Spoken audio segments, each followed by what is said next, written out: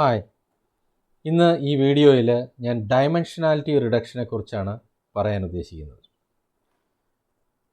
Dimensionality reduction എന്ന് പറഞ്ഞ concept machine ലേണിങ്ങിൽ വൈഡായിട്ട് യൂസ് ചെയ്യുന്നുണ്ട്.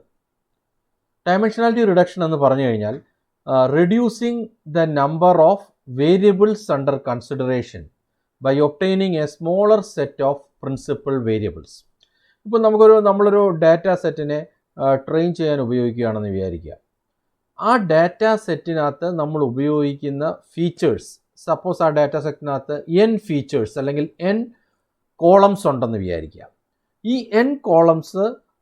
n കോളംസിൽ ചില ഫീച്ചേഴ്സ് ഒന്നും ആ മെഷീൻ ലേണിംഗ് അൽഗോരിതത്തിൻ്റെ ഔട്ട്പുട്ടിനെ സ്വാധീനിക്കാത്ത ഫീച്ചേഴ്സുകളുണ്ട് അല്ലെങ്കിൽ ഫീൽഡുകളുണ്ട്.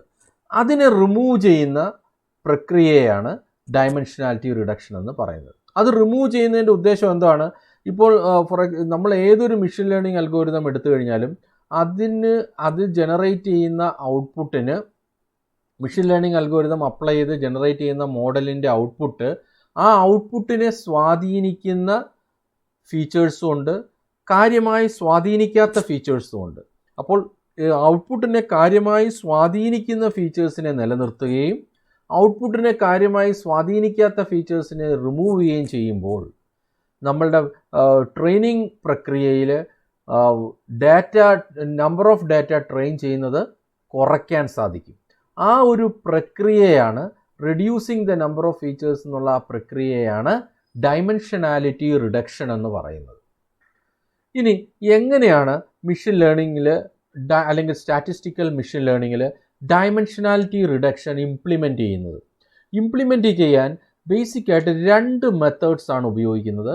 ഒന്നിനെ നമ്മൾ ഫീച്ചർ സെലക്ഷൻ എന്ന് പറയുന്നു, രണ്ടാമത്തെ മെത്തേഡിനെ ഫീച്ചർ എക്സ്ട്രാക്ഷൻ എന്ന് പറയുന്നു.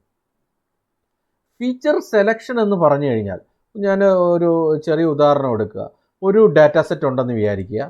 ആ ഡാറ്റ സെറ്റിനകത്ത് 6 ഫീച്ചേഴ്സ് ഉണ്ടെന്ന് വിചാരിക്കുക.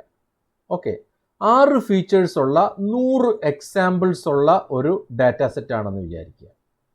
അങ്ങനെയാണെങ്കിൽ ഈ ഡാറ്റ സെറ്റിൻ്റെ 6 ഫീച്ചേഴ്സിൽ 2 ഫീച്ചേഴ്സ് സിഗ്നിഫിക്കൻ്റ് അല്ല എന്ന് വിചാരിക്കുക. അപ്പോൾ നമ്മൾ ആ 2 ഫീച്ചേഴ്സിനെ റിമൂവ് ചെയ്ത് കഴിഞ്ഞാൽ ആ ഡാറ്റ സെറ്റിൽ എത്ര ഡാറ്റ ഉണ്ടാവും? 4 × 100 400 ഡാറ്റ ഉണ്ടാവും. ആക്ച്വലി എത്രയാണ് ഉണ്ടായിരുന്നത്? 600 ഡാറ്റയാണ് ഉണ്ടായിരുന്നത്. 6 features multiplied by 100 examples, 600 data ഉണ്ടായിരുന്ന ഡാറ്റ സെറ്റിൻ്റെ ഡയമെൻഷൻ എത്രയായിട്ട് കുറച്ചു?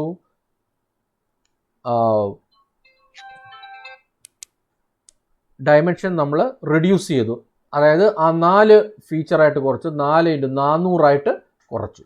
അപ്പോൾ the size of the initial input data എന്താണ്? The size of the initial input data എന്ന് പറയുന്നത് 6/100 ആണ്. അതിനെ നമ്മൾ അതിൻ്റെ ഡയമെൻഷൻ റെഡ്യൂസ് ടു 4/100. അപ്പോൾ എന്താ ചെയ്യുന്നത്? ഈ പ്രക്രിയയിൽ എങ്ങനെയാണ് ഡയമെൻഷൻസ് റെഡ്യൂസ് ചെയ്യുന്നത്? 6 ഫീച്ചേഴ്സ് ഉള്ള ഡാറ്റ സെറ്റിൽ നിന്ന് 4 ഫീച്ചേഴ്സ് പ്രോമിനൻ്റ് ആയിട്ട് ഔട്ട്പുട്ടിനെ സ്വാധീനിക്കുന്ന 4 പ്രോമിനൻ്റ് ഫീച്ചേഴ്സ് മാത്രം എക്സ്ട്രാക്റ്റ് ചെയ്യുന്നു. ആ പ്രക്രിയയാണ് ഫീച്ചർ സെലക്ഷൻ എന്ന് പറയുന്നത്. ഇനി അടുത്തത് നമ്മൾ രണ്ടാമത്തെ കോൺസെപ്റ്റ് എന്ന് പറയുന്നത് ഫീച്ചർ എക്സ്ട്രാക്ഷൻ ആണ്.